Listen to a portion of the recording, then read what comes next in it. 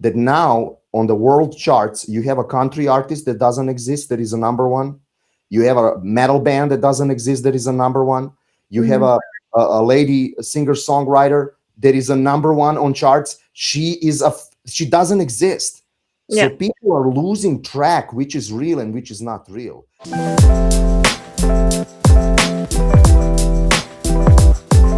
Hello, everyone, and welcome to the Dunback Meadow Podcast, the show where creators come to reclaim the value of their work. I am your host, Lauren Wixom, and today's episode is brought to you by Dunback Meadow, the platform where artists, musicians, designers, and AI creators can upload their work, set their own terms, and turn their work into income. Now, I'm super excited to introduce to everyone our first guest. He is an International Scholarship Awarded musician from the Berklee College of Music alumni. He's a multi-genre guitar virtuoso and music producer, Tiho Prokopic. Welcome, Tiho.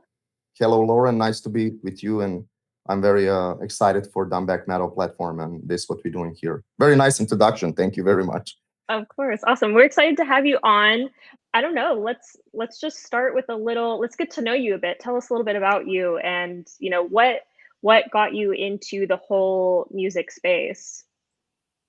Well, yeah, I mean, I'm pretty much all my life artistically inclined person. And before I actually became a musician, so to speak, which sometimes I think it was already written in the stars, like I actually studied a movie and theater directing in Academy of Arts in Serbia. I was born in Serbia. And that was nice. I also finished a graphic design and photography in like a school and stuff like that. And I love that expression.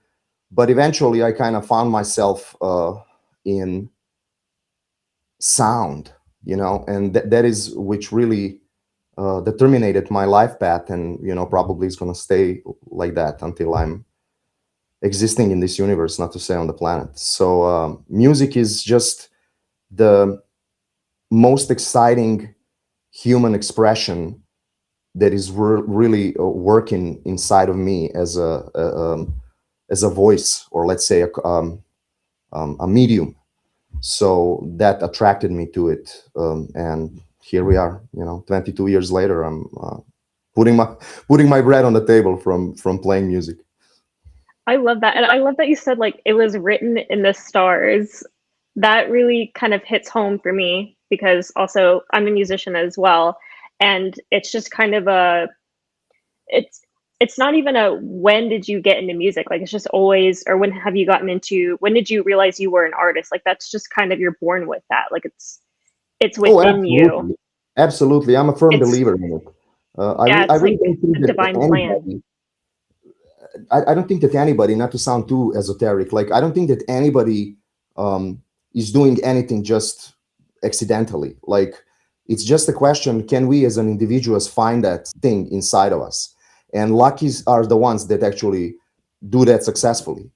Unfortunately, I think a lot of people in history or in present time really don't know what they're doing with their lives. And I think a lot of frustration and unhappiness in general coming from that not knowing what they're actually doing. So how many people actually going to their jobs and doing something, making a buck in their life, and they don't really like what they're doing, and that creates like a negative energy. So we as artists that are blessed enough to hopefully found ourselves in this, we have responsibility to actually help and inspire these people that didn't found themselves. At least humbly, I think that's our duty as an artist. Definitely. I remember my mom would always tell me, whenever I try to come up with like a performance, people live hard lives. They're going through a lot of terrible things, many different situations, and they want to be entertained to forget. And they want to kind of be taken into your world a little bit. Definitely, there is a lot of truth in that. I mean, not that artistic lives are easy. I mean, life in general is this thing that we see around ourselves as a material world, and there is a world that we don't see. And us, I mean, if there is any example that magic is real, that's us that are dealing with something that is called sound, because you really can't put 350 grams of harmonic minor in your pocket. Like, like, I mean, if somebody tells you, like, can you pack me a box of like a B major, like that cannot be, done. But you can definitely recognize and hear the structure. That's actually interesting. It's a connotation now with this little brand that I created, and I'm kind of driving it for several years now, called Architect of Air, which I think we are all architects of air in some kind of a way, because even when we speak, you see, when we speak, ta-na-na, like we always, it's just a world of melodies and compositions around us. It's just a momentum to become aware of it.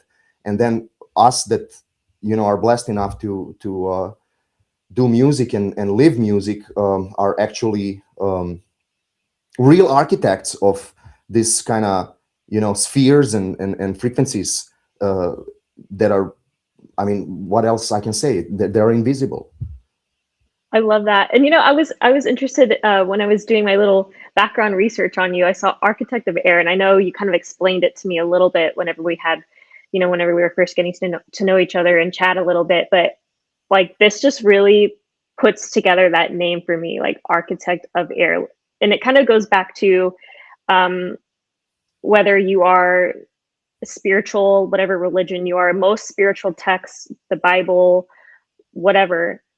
They all kind of mention like the beginning of time starting with a form of sound.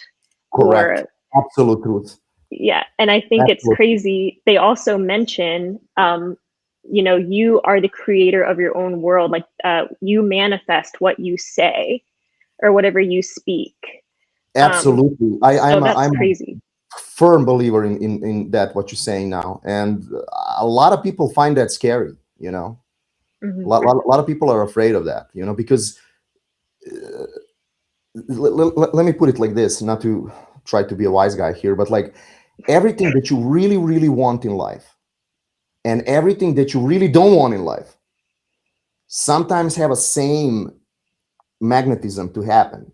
So you really, as an individual, as a human being, have to be very precautious with your thoughts, with your words, with your acts, with all vibration that you're sending, because we are all in this cosmical pool, so to speak, that is reacting on us. Like what I'm trying to say is, like, everything is alive around us. Like I don't believe in death. Like I don't believe in something when people say, something is wilting. Well, it's just transforming itself in a different kind of energy. Right. Like the flower will wilt, but the vapor from a flower will go into the atmosphere and it's going to regenerate in something else, and it's just it's never ending. So yes, I'm a firm believer in manifestation, and especially in the momentum that sound is probably a core of all creation. Definitely. What is that? Like, first was the word, like, let it be the light. Yep. Mm-hmm. Let there be light. Like maybe that was a melody that created something. I mean, the earth has its own note, the sound of spinning. Everything around us has a sound. Now we're going to go really deep in esoteric subjects. Silence is a sound. Yes, it is. I hear it. Silence. Like you can hear silence. Like it's kind of contradictory now. It's like what is it? But really, like, especially, let's say when you playing, when you're improvising, pauses, stops are detrimental to your own voice, to control of the substance of music. So I mean, it's just a never-ending subject. I love it, man. I mean, I'm having a lot of fun already here. That's crazy. I feel like we should have another episode just on that. Like, I really feel like that's a subject that a lot of people are interested in. I mean, like, you can get into all the different like types of frequencies, like the 432 or the 528, and like all the different, I guess, like parts of your body that those frequencies affect, and can help heal or minimize or expand upon. It's really cool. I mean, you can heal people with music. You can also make them ill. I mean, you can use sound cannons as a weapon. Like, I mean, it's incredible, I think I read recently, and I don't remember where. So, that doesn't really help with the credibility of this statement, but I'm about to say, but I'm sure you could Google it. But I read somewhere that when you sing, it actually can heal you at a cellular level, like certain things. So Absolutely. Did you maybe watched, or our audience can check it out? Like the Japanese scientists made this experiment, a couple decades ago, and they were playing music to water, and then they were actually studying the atoms and molecules of water, and they amplified it so we can see it, what kind of sound is affecting the atoms in the water, in which way.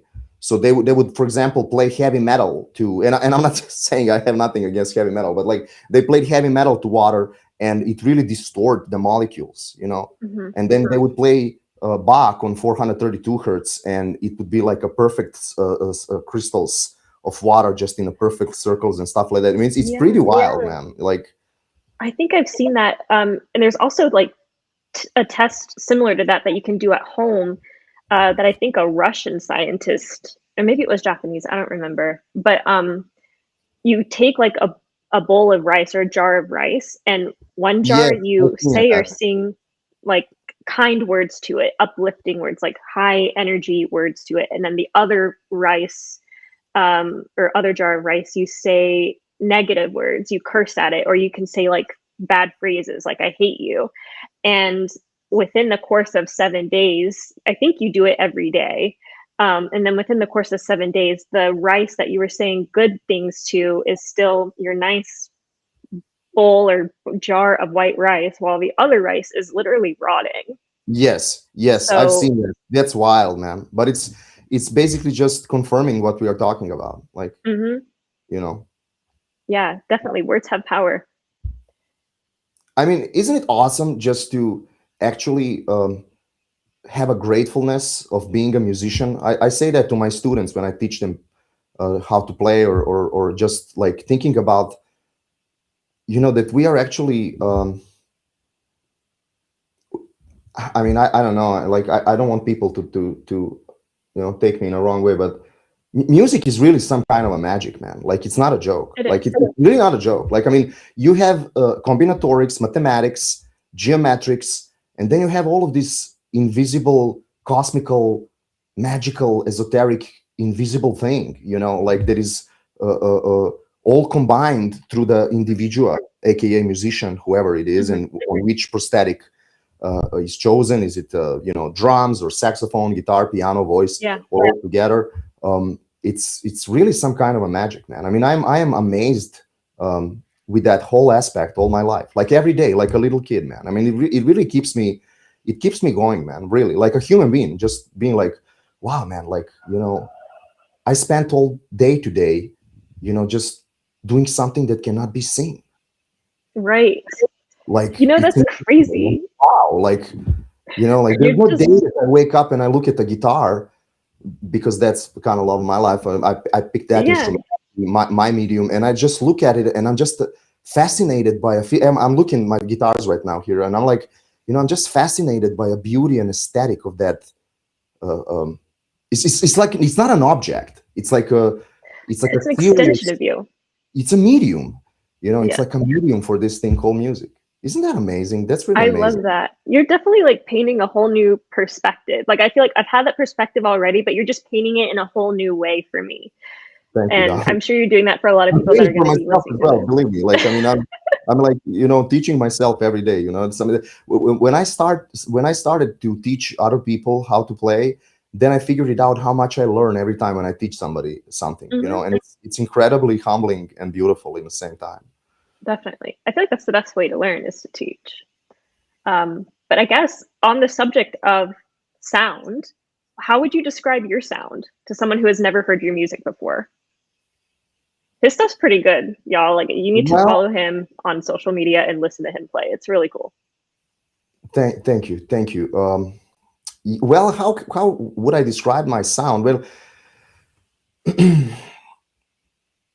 by years, I just developed love for multi-genre expressions in music. So, and I don't believe in that, like being a jack of all trades and master of none. I don't believe in it. So, if I, for example, play acoustic guitar, I really dedicate myself to the best of my abilities in every possible way to achieve and pass that what I'm doing through that instrument uh, through me to the audience. So definitely there is an eclectic moment. I really like that as well. I'm not ashamed to admit that I am influenced by um, quite a few amazing musicians that really enhanced my life, and they still do to this day. When we talk about guitar players or other musicians, so I guess the best honest answer would be it's just a Tiho Prokopic's Architecture of Air, man. There you go. I love Well, that. maybe. Like I was like, what I'm gonna say, what I'm gonna say. Like, it's just, I mean, I professionally played. I played professionally. I played rock professionally. I played jazz professionally. Did electric and acoustic guitar. I love them both. They are definitely very different instruments. They do look the same, but they're not the same instrument. And other players that are playing both or one of those will understand definitely what I'm saying. I love both guitarisms through acoustic and electric guitar. I professionally played blues rock with my band in United States of America for almost 7 years. So I'm kind of, That's crazy. positively speaking, like just I've been around the block a couple times. I love that. Does I that mean remember. I'm old? No. Yeah, Hey, age is I'm just a getting number. there. I'm getting there. It's okay. It's okay. There's a beauty with it as well. You're only as old as you feel. True. Yeah. And I mean, I always say, I mean, I mean this most positively. Like musicians are all a little bit wacky. Like, I mean, I We mean, are. a little bit wacky, I mean, but most positively speaking, like, I mean, if you, that doesn't mean we are not serious people, but like, No, yeah. like you can't expect from a musician to have a determination of an attorney with no intention to insult attorneys, like, or Yeah, a brain surgeon, like, I mean, right. it's just, like, I mean, just take in account that, for example, if you're a serious musician, whatever that means, like you probably practicing like on a daily basis, you constantly developing your craft in a certain way. Like sometimes I think that in my 20s, I maybe technically was more proficient as a player, but I was not as good as a musician as I am now. Like I didn't know how to lead a band, I didn't know how to arrange the songs, I didn't know how to Mhm. stuff like that I know now. Like, but there are stuff that I don't know now, and it's almost like let me give this example, like an equalizer. You bringing stuff a little bit, like little Yeah. bit by bit, and I had a probably a decade of really harsh self-criticism, even on a borderline fighting with like a manic depression and Mm. falling into this horrible state of be like, oh my god, like, it's not good, like it's not that. And then eventually I think we've all been there. I don't even think that that's me. I think it's God, universe, call it how you want, just gave me this release and illuminated my mind to understand, and there is no end. Hmm. Like there is no end in art. It's limitless, the possibilities of, and like this is just musically speaking, like Man, all the then I was melodies, like, instruments. like, I mean, you can be the best you. That's only you can be, and that's all you need to Mhm. be. There's no need for Right. you to compare yourself with, and that is the beginning. Then where actually, like this part of the world I'm born in, like the Balkanic Peninsula, Serbia, Bulgaria, Macedonia, like there's a lot of Romano culture, like a gypsy music here, and they have Hmm. this beautiful saying for a player. We talk about musicians like here, like a lot of them play clarinets, and they're like a Hmm. uberly virtuosic like players. They're not so technically inclined in a way of a theory, but they just Yeah. play by ear. But they're like amazing improvisers. But Yeah. nevertheless, they have this sentence, they have this saying, they say, you got to develop your sentence. Like, you have to have your sentence. So when I hear Lauren, it's Lauren. When you hear Tiho, it's Tiho. When you hear BB King, it's BB King. When you hear Paco de Lucia, it's Paco de Lucia. Not to go on and on. When you hear Igor Stravinsky, it's Igor Stravinsky. Like, developing the sentence. I mean, if artist gets to that point to develop a sentence, individual sentence, I think that's like the highest achievement you can have as a performer and a composer and improviser, and just, I love that. Yeah, like it's your own sentence. Because without that, again, not intention to sound cruel to many whatever people that maybe not going to understand me, but like without that, it's just like, what are you doing actually with this? Like what, playing scales on and on and on, like forever and ever, like learning harmony like forever and ever, like but what is the point of that if you don't have that your own something, and what makes you right. But see, I still didn't really decide, is that something that you actually develop by dedication, preservation, discipline, or that's something that is just in you and you're just born with it? That's interesting. One, develop your sentence. I've never heard it phrased like that, and I think that's a really good one. I love that. That's actually going to stick with you forever. I adapted that. I mean, I learned that from these elderly players here that be like, you got to have your sentence. Like that's the whole, final ideal of you as a player, like having your own something. No, I think to kind of like answer your question, like, is that something you're born with? Is that something that you grow into? I think it's both. And just speaking from personal experience, but also it could be based on person to person or musician to musician as well. Like maybe it's not so like, oh, it's this answer. Like maybe it's kind of flexible in that way. But I mean, like growing up and being in entertainment, I've always been trying to, like, you have your interests and like who you are as a person, the music you already like to listen to. And then like you have this vision of like, oh, I love this artist. Like, oh, I love Ariana Grande. So then you start, like, I started singing pop music. But then I also like love to listen to, I like hard rock. I like metal. I like 80s music. But I had this picture in my head of what I wanted my persona, like my performance and musical persona to be. Yeah. And so I sang pop, and I think I did it pretty well. Like it was fun. I think I fit the overall picture fine. And whenever I would sing it and create my art, like it was fun. And it did come from the heart and my own brain and everything. But I wasn't feeling fulfilled doing that. And then, fast forward to now, I'm actually working on a project, and it kind of stems back to my original interests. Like I kind of getting rid of that pop princess look because that's not me, who I really am.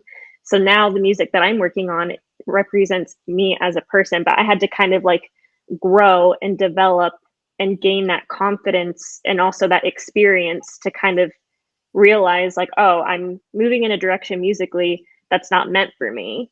And so now I have found my sentence. I listen to some of your stuff. I like what I've seen. I've seen a growth. Like you searched yourself and you picked a different thing.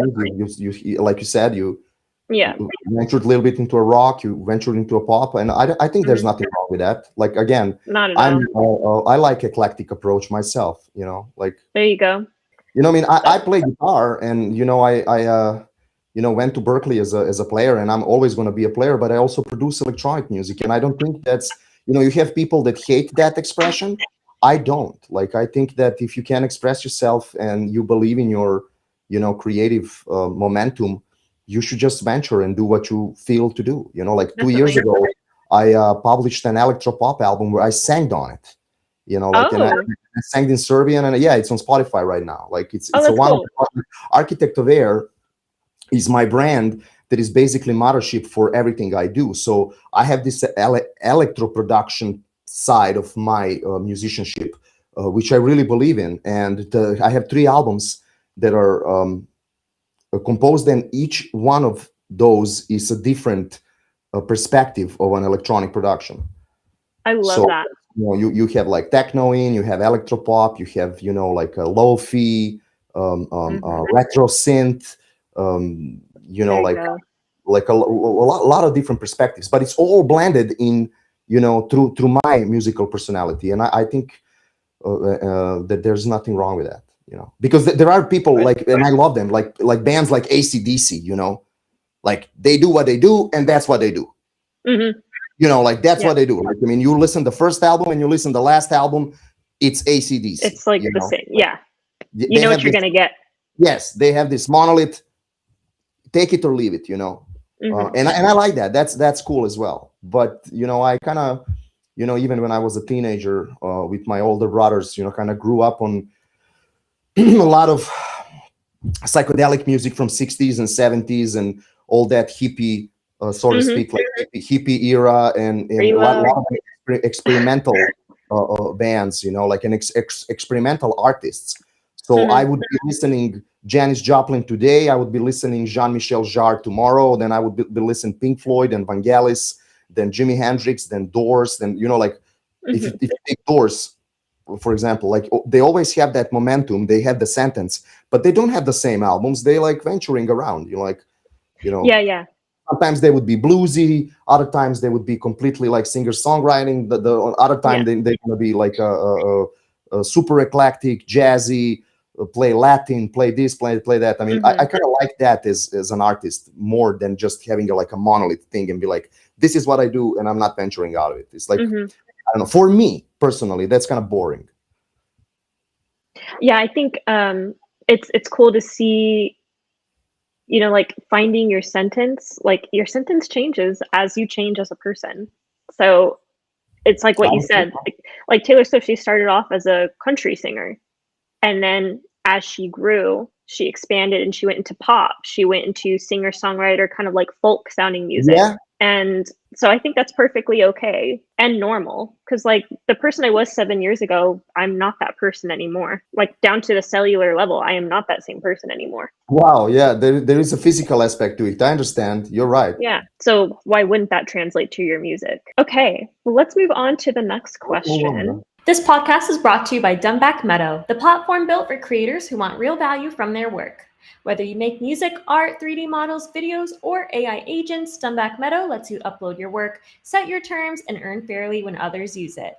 Create your free account today at dunbackmeadow.com and start earning from what you create. Now, on with the show. So why don't you walk us through your creative process? Like, what does making a track or a song look like to you? And then do you have any like rituals, or like just do you have a process to kind of stay in that creative flow and not hit writer's block? That's a great question.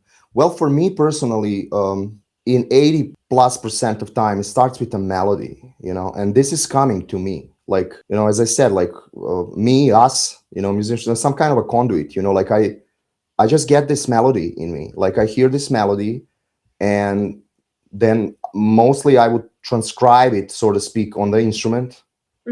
I would verbatimly, like I will sing it, and then I will play this melody on my instrument, and then I would it's necessary to approach it a little bit cerebrally to see in what scale and mode this melody is, like in what kind of a chordal harmony perspective this what I just received is set. And then it's almost like a game. Like once you got that down, so you have the melody and you have a certain chord structure that melody is going over, then it just starts unwrapping itself, And sometimes it happens, like not every time that is that's going to be a composition or a song, so to speak. Like sometimes you will have 100 of ideas, like, but you're going to develop 10 songs. But you never should throw them away. Like you just keep them in a wall somewhere, write them down or record them on camera or audio, and you just keep them in your wall, because it's almost like sometimes you can pull it and you can set it together like a puzzle, So if you have like 20 ideas from D minor, let's say like that, then you can take them and you can sometimes blend them together. And you made them 2 years ago, and you were like, okay, Mhm. this became a song. You ventured in some other project. You continue composing some different perspective of your life and your creative process and whatever you're doing.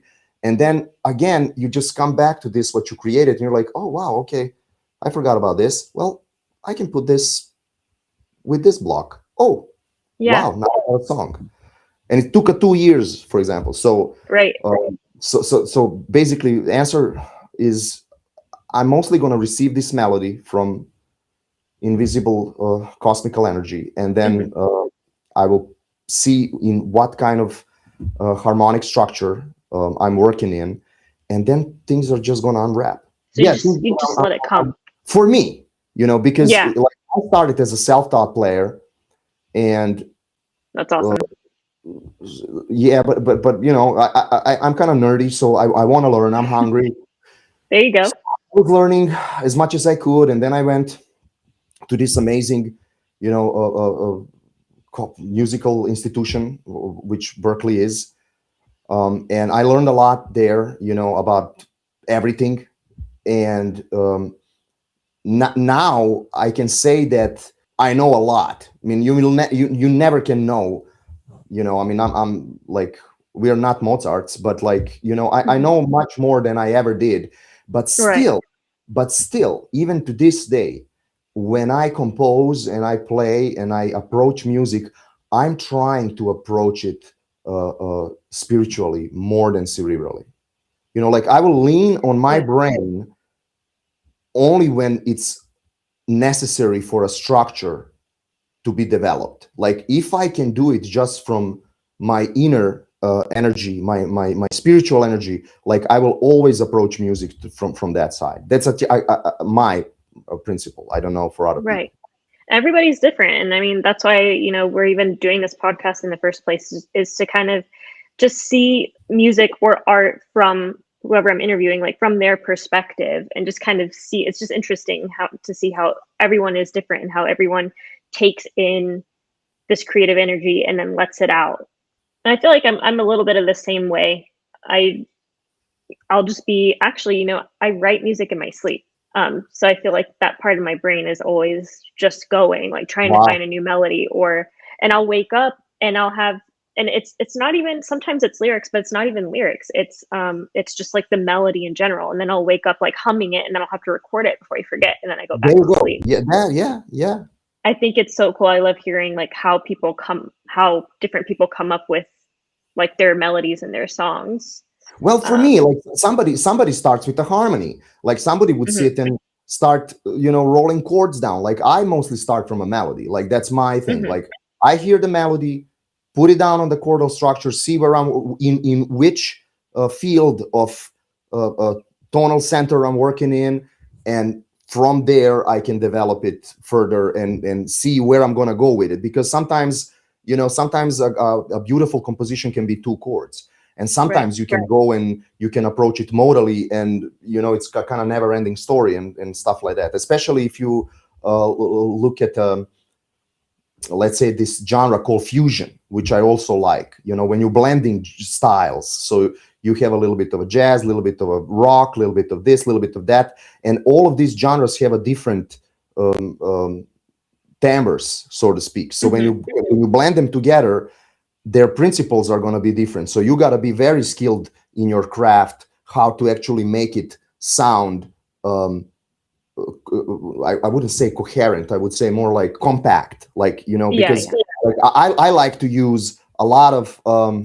At least I adapted that in my own playing and improvising. Like I'm using motifs from this side of the world I'm born in, and I'm Mhm. blending it with this Western type of harmony and approach to an instrument and music, which can be very tricky because if you don't do that in a way that I'm still learning and trying Mhm. to achieve this thing, it Like, can it needs to sound make like sense. you combining garlic and a chocolate, which is not a really Right. good combination, right?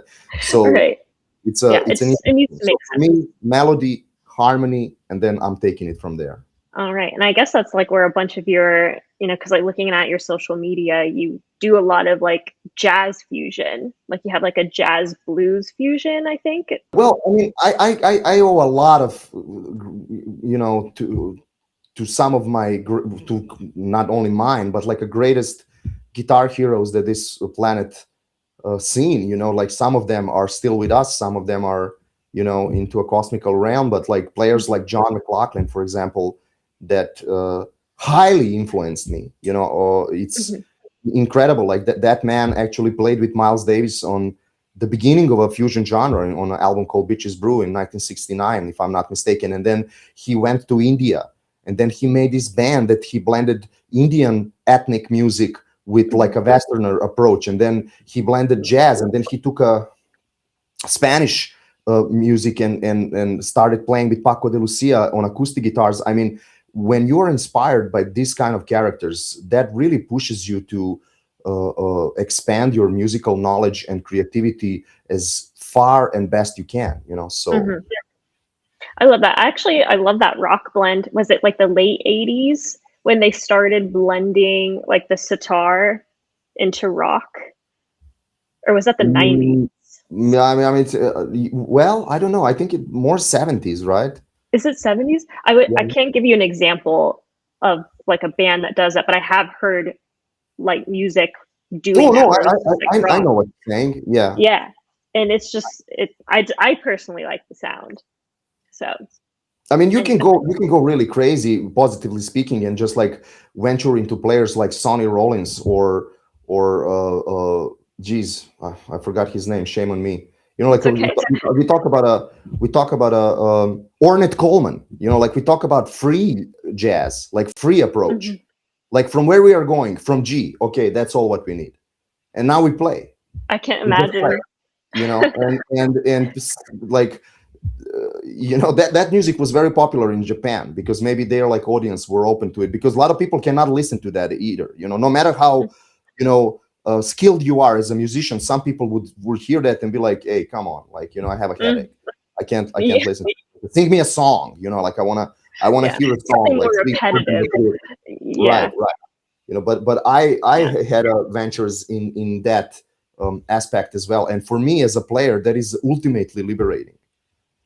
That's when awesome. You just play, and it's not not how can I say that's not without a structure.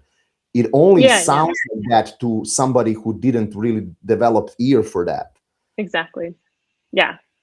No, I remember like growing up, I'd just throw on like the random jazz radio station, and there would like just be these crazy pieces playing, and it almost sounds like chaos. And I had the musical ear in training, and for me it sounded like chaos. But I liked it. But I know that there's people that, I mean, even with the musical training, they just don't. They're they don't like it. Right. This is too much. So, but that's cool. Okay, so I think we're coming up to the last couple of questions. Where do your best ideas usually come from, like when it comes to songwriting? So I know you said you come up with the melody, but I guess what's your inspiration? From life. Okay. It's all from truth. Like experience. Yeah, it is from experience. Like I'm not really one of those artists that can sit in the middle of a room and be like, okay, I'm gonna make a radio hit now. Like I'm gonna imaginary sing about a broken heart. Like I can't do that. Like if I sing about a broken heart, you be sure I had one. If I sing about a beautiful blue skies or I play melody that is called Beautiful Blue Sky, be sure I looked at it with my own eyes. Right. That's how I do it. So now we're going to kind of get into the nitty gritty and start talking about money a little bit. And I guess my first question for you is, if you could change one thing about how musicians get paid today, what would it be? I know. I got to be very careful because, right. I'm not really in a position to say maybe some things that I can regret, but it's all true. I'm not lying. Like, I think the most important thing is to own your licensing, So I created this little independent publishing of mine, which is just a little company that I established in the United States in 2015. And, I basically own everything I create. Like I own all my masters. I own all the names of my projects, all the logos, all the brands, all the words, all the melody, like everything I create, publish or not, I register under this brand. And I think that is the best and the most secure way to actually put some bread on your table from your own art. I'm not that, honestly, yet. Hopefully that will change, but like I'm not really that much of a, I don't know, successful musician venture businessman, so I can be really skilled in talking about this. But for this little bit I think the most important thing is to be owner of everything you create, and that is done by licensing. This is why I like to be a part of Dunback Meadow, by the way, because I think that George, a creator of this platform, really had that in mind when he created this. So I feel secure to be a part of Dunback Meadow. At least I hope I can feel secure, because I feel that Dunback Meadow is here for an artist. Because all of these conglomerates, these huge platforms that we don't have to mention here, but we all know who they are. Like they basically all started with this narrative: oh, we are here for the artist, we're gonna help the artist, and then like you need 35 million streams to make a monthly rent for apartment. I mean, that is not even. That's beyond not fair. Yeah. And they buy yachts and who knows what they're doing. I don't even want to know. Everybody knows what they're doing. It's public information. Yeah. So hopefully Dunback Meadow, which is a fresh platform, will put a stop in a way to that, where artists can actually license and be secure that they are in a safe house, so to speak, with their own creation, and equally contribute to the society and to their own existence, materially speaking. Definitely. And I think the fact that they put it on chain so that whenever you sell your work or you license it, it's logged into that blockchain and it's not going anywhere. So there's no disagreements. Like whatever agreement y'all have, like it's locked into that contract. Like no one can touch it, manipulate it. So yeah, I definitely think, Dunback Meadow, it's a really great idea. And I think like in the future, it'd be a great way to help artists like you and me. Realistically speaking, it's like, it would just be great to just make a comfortable living off of our music and to have a platform that, recognizes that, hey, like if you upload a song on my platform, that's your song. You are going to make the majority of the money. Like, I think that's great. And we need more platforms like that. Great. Yes, it is great. The thing with the modern era now, and we have to speak about this AI thing, which I really, let me actually put it like this in proper verbal perspective. Like anything that humans invented in history of our existence, which stayed a tool to help us develop our own creative process and everything we do, actually ended up being great. Anything that we created that became in some way boss of us, so to speak, really came and beat us for our rear end. So for me, artificial intelligence needs to be regulated as fast as possible. And unfortunately, I don't think we are really in control of all of that. But like that needs to be, and it is a very helpful tool, especially for artists in this fast-paced modern era, in this super fast-paced robot computer era. AI can be incredibly helpful, but in the same time, there is a different side of that coin. Like on some other platforms, which I'm not going to name because they don't need to be promoted here. There you go. They also some of them are not bad, but they also allowed, so to speak, a lot of people that actually don't have a creative capabilities to be a part of it. And then we are all together in that, forgive my language, that pig slop of everything. And then you don't know anymore what are you doing, because when you open a certain platform and then you have a 500,000 releases, like you have a 500,000, something, you really can't find yourself a new John Coltrane there. I mean, at least that's what I'm seeing, what's happening. Right. I don't even think this is my opinion. This is like really what's going on. So artificial intelligence, incredibly helpful, needs to be regulated as fast as possible and kept as a, I mean, allow me this metaphorical example, like some kind of a incredible, super creative beast that needs to be chained, like, because if it gets away out of a cage and it's already half out, then I don't know, man. I don't think we have a very bright future as creators at all. Not only Definitely. musicians, but like in general, like anybody. I mean, I don't know. Do you remember, like 10 years ago, maybe a little bit less, there was this huge global hype. Everybody learned to code. Everybody learned to code, like coding, coding, coding, coding. You know who lost the most jobs since AI thing is That was happening? the tech. Yeah, the coders. Mm-hmm.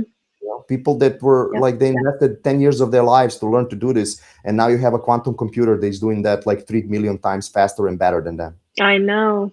That's Yeah, so crazy. it is That's crazy. so crazy. So if we state the fact, which is a fact, that now on the world charts you have a country artist that doesn't exist, that is a number one. You have a metal band that doesn't exist, that is a number one. You have a lady, a singer songwriter that is a number one on charts. She doesn't exist. So Yeah. people are losing track which is real and which is not real, and that is something that needs to be regulated as fast as possible. At least that's what I think. No, I definitely see what you're saying. And I think like there is a brand that recently released a commercial, and it was advertised that it was made mostly using AI. Like they let go of most of their team and they used AI to create the commercial. And people were not happy about that. Like I feel like to them it took away the fact that this was just done by mostly a computer and very little hands were involved with this commercial. I think it caused that brand to kind of lose its magic a little bit with its community. And I mean, like in Japan, I know they have like these little anime characters that they can sing. And it's really cool because like you have a character, like a cartoon character to the voice, but at the end of the day, it's like it's a robotic voice and that's a cartoon character. I can maybe relate to that cartoon character in some ways, but not like I would with like an actual musician or a singer, like a true person. I agree 100%. And I know what brand which brand you're talking about. We don't have to mention them. I know exactly what you're talking about, and I am a little bit happy that I see that public really did not vibe with it. But unfortunately, we as humans are very adaptable and very submittable under a lot of pressure nonstop. For example, what I'm trying to say is, like, if they start pushing this now, and that goes 2026, 2027, 2028, 2029, until 2030, we have a new generation of people are growing that they're going to forget. Like, for example, kids that never seen a landline. Yeah.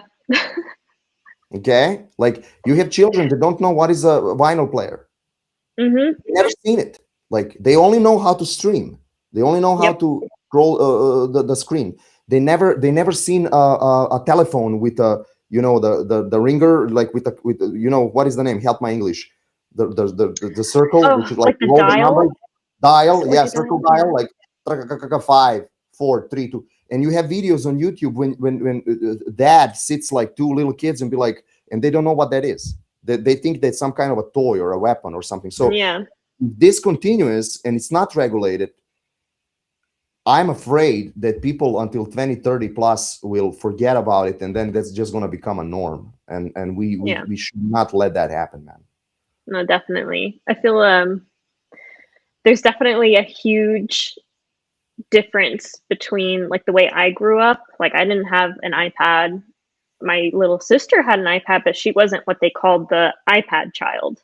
Yeah. Like my sister and I still went outside. Like this was in the 90s. We still went outside. Beautiful. And we played early 2000s. We were playing. I was 13 years old. We were outside. I was filming. And I mean, I did have a computer, and that's, around when I started getting into producing my own music was at 13. But even though I was on the computer, I was creating something, and then I would take that art and then go outside and then film a music video just for fun. Or, like Right. I mean, but you, that's you were like you were you were expressing creatively. That's beautiful. So exactly. I think my generation, like I always say, I'm an '80s baby. I always say that, There like you with go. some kind of a pride, like I'm an '80s baby. Like and I grew up with two older brothers, so I remember AIVA cassette players, like a Hmm. cassette, TDK Like the 45 minutes. Walkmans. Yeah, like a cassette, with a Yeah. track inside that you can put in, like Hmm. I learned how to play vinyls, I listened vinyls, whatever. And then all of a sudden, this is actually very interesting. I want to say this now publicly. Yeah. I think around 1995, 1996, I can't be really sure, but I think around that era, very incognito in music industry, they canceled analog signal as a primer default, which was until then. So digital signal became the norm, I and they see. didn't announce that to nobody. Okay, so all of a sudden, from those big studios where you should go there with your band or with your orchestra, and then Hmm. you got to mic up all the instruments, and like how they did it in 30s and 40s, like all those amazing,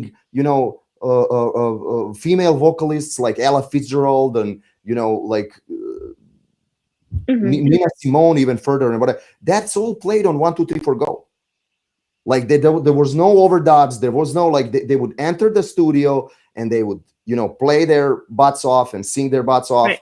and it would be just the magic captured and whatever. Then eventually Yeah. you got digital signal, and then all of a sudden there was not that principle anymore in the studio, and then the programs came. Now you have Pro Tools wherever you go, Yeah. and now we are dealing with AI. It's Yep. already in the studios. Like Oh people are yeah. losing. I don't know where I'm going with this. I That's don't okay. want to. I don't want to sound like a grimy, like a No, doom and gloom. But it's all good. it's almost like it's good to peel potatoes and to fix yourself a meal. That's Yeah. interesting. That's a creative thing. You said you took a camera, you went outside, you record a little video. It's like it's really like, where are we going with this whole thing? Like, are we really trying to become a population like from that cartoon Volley? I don't know, did you guys see it? Yeah.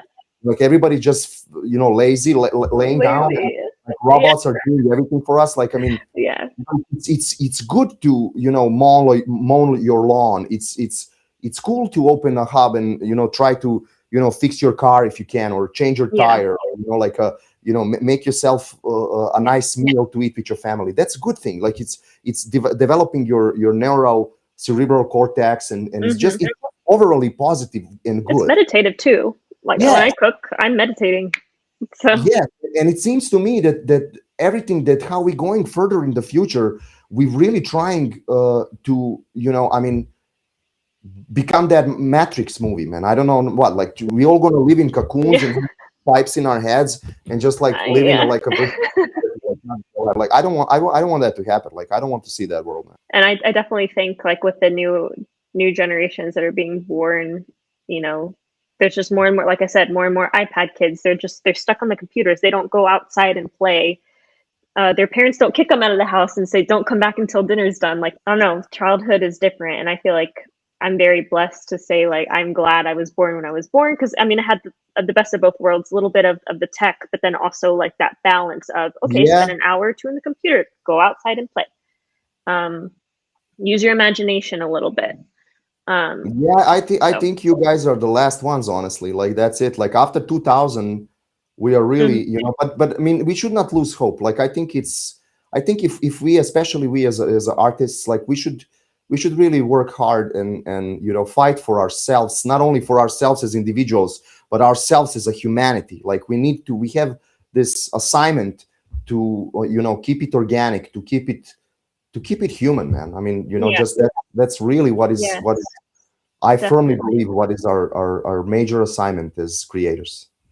No, I agree. And I do think, like, kind of jumping back to AI, I know we're kind of running out of time here, but um, I think AI can be it can be a great thing. It is a good idea. It's a cool technology, but like you said, it does need to be regulated a little bit. And I think instead of letting the AI do things completely for you, just letting it be a helper, letting it help you and aid you, like that's perfectly fine. But then, there's that, like with Elon Musk, he's talking about how like working will be an option in the future with where AI is going. I heard that. Yeah.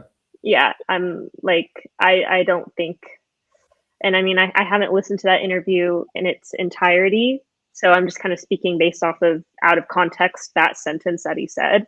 But like that's really frightening, and I think that, like you said, we should kind of work together as a society and just kind of put our foot down and say like, no, like AI is great for aid, but to completely take over our lives and do the work for us completely, I don't think, like, that's going to be our downfall.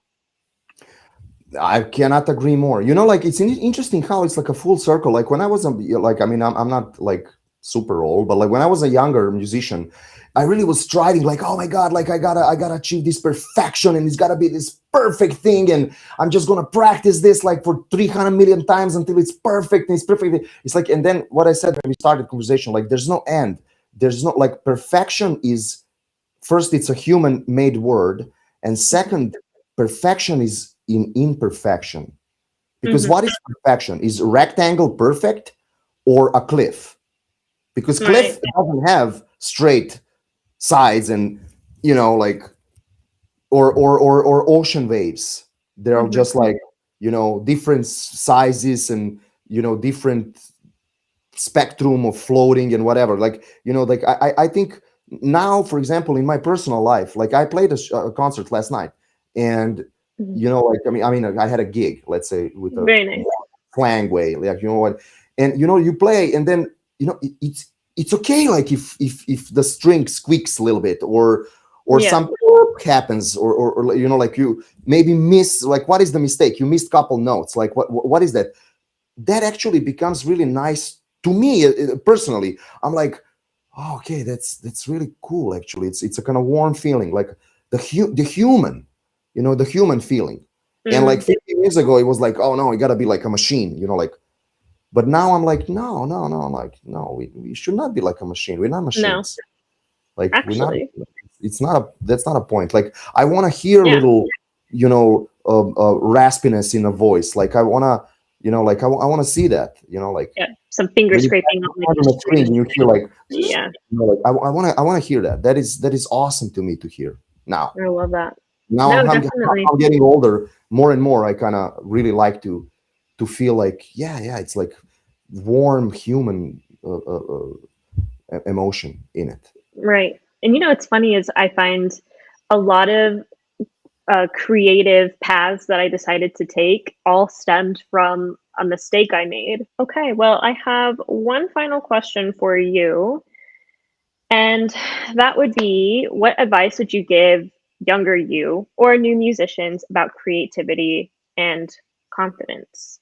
Well, first, it's very complimentary to ask somebody on, this level where I am, that kind of question. That is a question for somebody like Frank Zappa, rest in peace to him. So I'm going to quote him, allow me to do that. So okay, I'm going to give myself and all other, younger myself or new young musicians advice that I picked from Frank Zappa. And it goes like this: you should not ever quit and should just keep going. I love that. So you don't quit and you just keep going, and don't worry about it. It's just like, that is the all the mystery in how to do what you do, depending I have to put just a little kind of chorus on it, is because I see the question like confidence. We really talk about, we see, this is beautiful. We're coming back to the beginning of our conversation. Like, does individual really wants to do that, what they're doing? And if that is the reality of that person, everything else will fall in place. It's not going to be easy. Life is not easy. No. But just the fact that you doing what you want to do is the biggest blessing that anybody can have that is born under this sun. Oh, that's amazing. And I love that quote. It's simple, and sometimes the best advice is the simplest advice. A You don't need Frank's to Apple get was a genius, man. You always put in perspective of comedy, like he was like, yeah, you never quit and you just keep going. It's like a That's it. zen. Yeah. Like I said, the simplest advice is the best advice. Well, Tiho, this has been really great. It was really fun, kind of, just picking your brain. And I feel like this is a really fun conversation. And Yeah, we'll definitely have to. we ventured there. I like it. I dig it. Yeah. This is really great. Thanks for listening to Dunback Meadow Podcast. If today's conversation inspired you, start your own creative journey with us at dunbackmeadow.com, where your work is valued, protected, and yours to control, and where your creations work for you. And we will see you guys in the next episode.